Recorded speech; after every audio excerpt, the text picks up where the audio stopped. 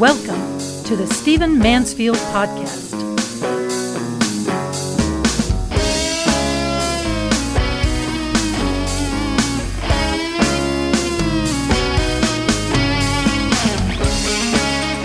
In this podcast, I want to talk about the rash of allegations of sexual abuse we've had recently.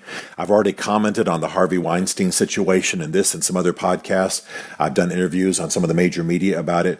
But we've got a tremendous uncovering happening. We've got a tremendous rash of allegations of sexual abuse, and I want to talk about it just a little bit. I'll probably surprise you with my perspectives because it's not what we're hearing in the mainstream, but I want to deal with this and talk about it from a public policy and legal perspective, but also talk about it from the perspective of a man who spends a lot of time talking to men and calling men to be better. Let me establish first principles first. I believe it is absolute sin, I'm speaking as a Christian there, but also it is absolutely criminal for a man to molest or abuse a woman. I believe for him to touch her when he does not have permission. I believe for him to uncover himself. I believe for him to press himself upon her.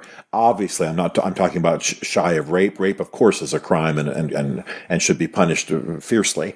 But I'm talking about things that happen shy of that. Since all of this has begun to come to the surface, I've had a number of women around me, and these are just normal women, professional women, people in politics, my own wife and others, who say that almost every woman has a story. This Me Too movement that's happening on Twitter, apparently almost every woman has some kind of story of a man suggesting something inappropriate, touching her in an inappropriate way, doing things that are inappropriate. And I realize that not all of that rises to the level of a crime. That's some slicing and dicing that I'm not qualified really to do. But I believe it is definitely sin. It is definitely wrong, and it is definitely inappropriate. So there is no question. I am not a the boys will be boys kind of person. I believe what you say, what you do, the way you touch people, the way you pressure a woman to have sex, all of that locker room kind of thing, all of that male fantasy, porn-driven kind of stuff, has got to be labeled what it is. It's wrong, it's inappropriate, it's sin, and in many cases, it's illegal, certainly when it goes as far as what has been alleged. Now, having said all of that and believing it fiercely and battling it in men's culture and having put my finger on the fact that I believe that porn drives a lot of this and having raged against all of this publicly, I couldn't be more public in dealing with it. I want to say quickly that I am concerned about something that I'm seeing in the culture, and I'm concerned about it because I'm so fiercely opposed to sexual abuse. And that is, if light and frivolous allegations are used as a basis for destroying someone's life, there's going to be a backlash. And please don't misunderstand. I'm not necessarily saying that all the allegations that we're hearing about in the news are light and frivolous. That's not what I'm saying. But if people's lives are destroyed over allegations that cannot be proven, if we cannot move these allegations to a fact level and have some kind of proof, well, then there's going to be a backlash. And what's going to happen is women with legitimate claims, and by the way, it's not just going to be women. In our generation, it's going to be men. It's going to be women. It's going to be men accusing men, women accusing women. I mean, I've got some men I work with who said that the sexual abuse that happened in their life was from powerful women. So everyone's going to be laid open to charges here. And what's got to happen is that as quickly as possible, we verify facts. Please do not misunderstand me. I am not saying that I believe that these women who are raising allegations now are all lying. That is absolutely not what I'm saying. I actually tend to believe all, if not most, if not all of them. But what we've got to be careful about is seeing people's careers, males, females, whoever, their careers destroyed or their reputations ruined over allegations alone. If these things actually happen, these people should be charged. They should be required to step down from positions of authority. They should be labeled as what they are, which is sexual abusers, and all the repercussions of that should come out. However, my concern is that down the road, some woman's going to have a legitimate claim against a man, but our society will have been so worn out by hearing allegations that were never verified, allegations that were suspicious, that the woman with a legitimate claim is not going to be heard. So we've got to be careful. I'm aware of Kevin Spacey, and he says it might have happened. What was alleged against him might have happened, and so he's pretty much admitted it was possible. And so his acting career is unraveling.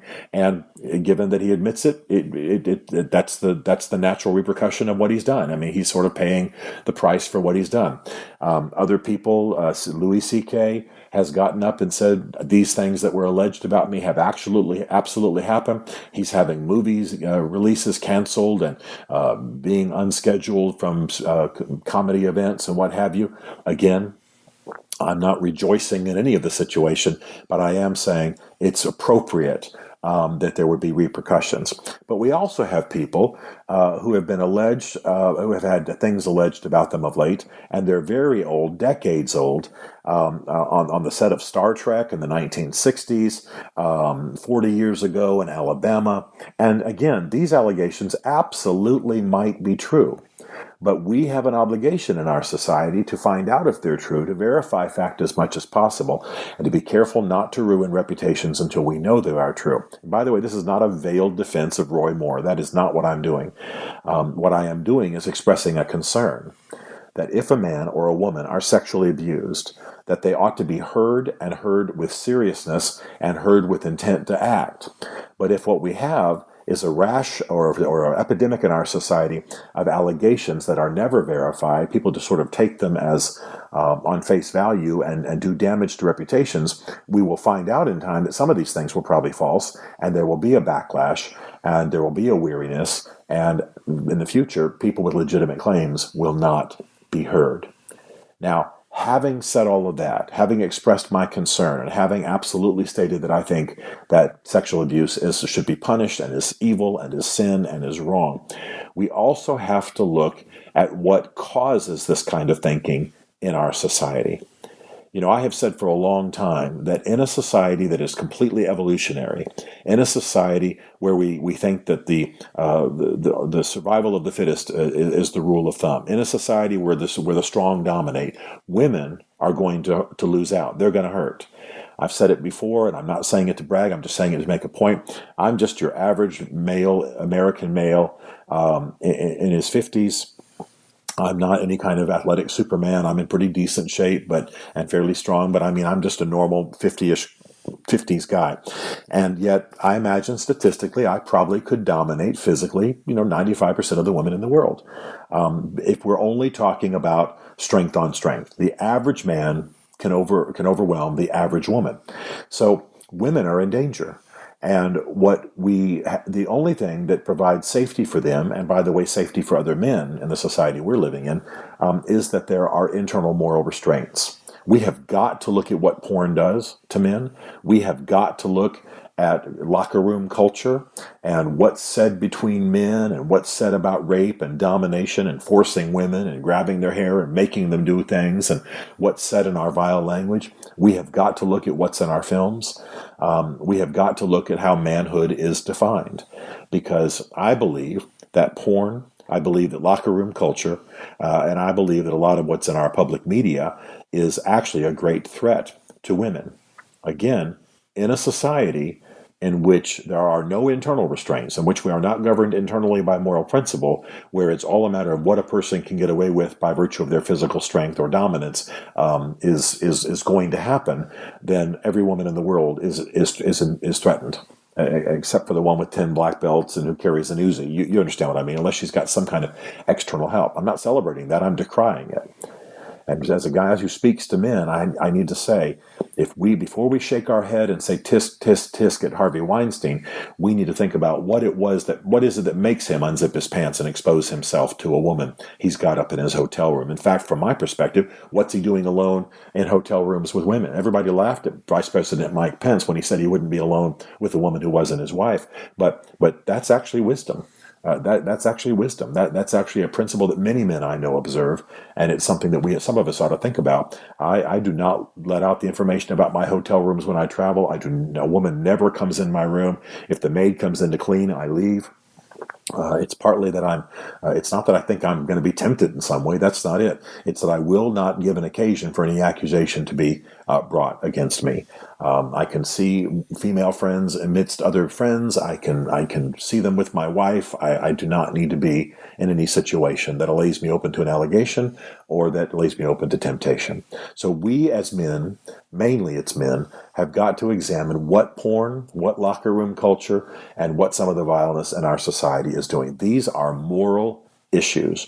Louis C.K. sat with a bunch of female comedians, a couple at least, and simply took out his penis and began to do inappropriate things. What makes a man think that way? You're not born that way. You're not born wanting to do that. What are the influences in his life that made him do that and now have brought shame upon him? And by the way, that's his word, not mine, shame.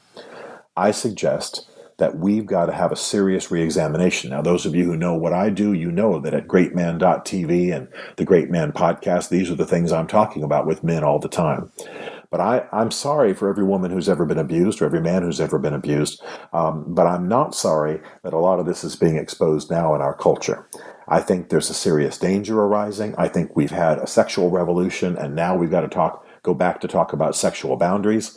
I think there's been a lot of molestation, a lot of illicit treatment of people. I think a lot of women in particular have been abused, and it's time to talk solutions. And those solutions are in the moral self-government realm. I mean by self-government, I mean self-governing of the individual, of the male, of the soul, of the drives. If we can't have that conversation, then we're going to have a barbarian culture in which only the strong dominate.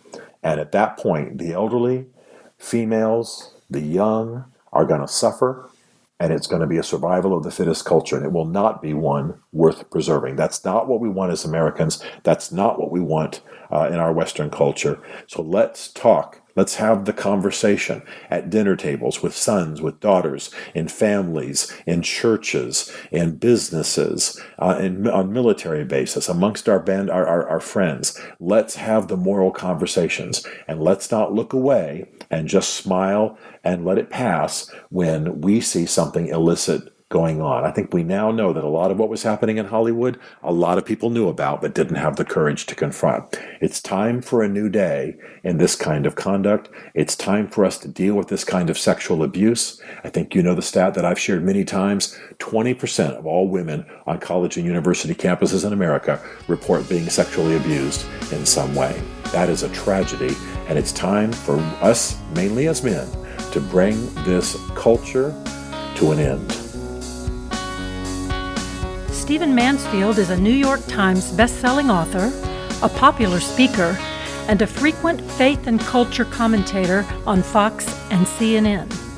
His groundbreaking books on faith and society include The Faith of George W. Bush, The Search for God in Guinness, Mansfield's Book of Manly Men, and Lincoln's Battle with God. Learn more at stephenmansfield.tv.